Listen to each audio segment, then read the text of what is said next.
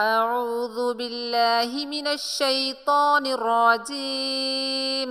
بسم الله الرحمن الرحيم. يا أيها المزمل قم الليل إلا قليلا نصفه أو انقص منه قليلا أو زد عليه ورتل القرآن ترتيلا إنا سنلقي عليك قولا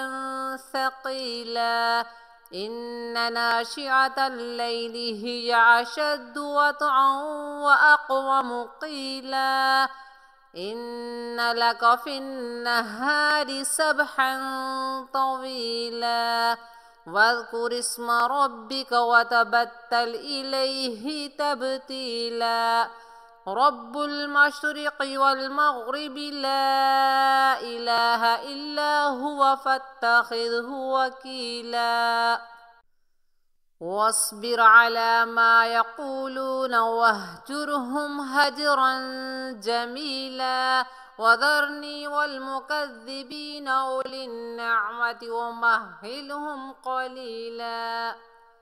إن لدينا أنكالا وجحيما وطعاما ذا غصة وعذابا أليما يوم ترجف الأرض والجبال وكانت الجبال كثيبا مهيلا إنا أرسلنا إليكم رسولا شاهدا عليكم كما أرسلنا إلى فرعون رسولا فعصى فرعون الرسول فأخذناه أخذا وبيلا فكيف تتقون إن كفرتم يوما يجعل الولدان شيبا السماء منفطر به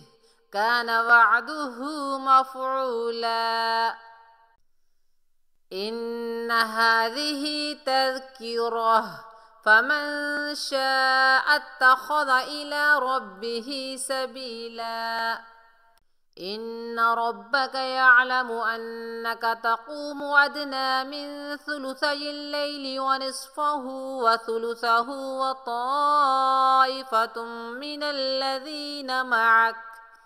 والله يقدر الليل والنهار علم أن لن تحصوه فتاب عليكم فاقرؤوا ما تيسر من القرآن علم أن سيكون منكم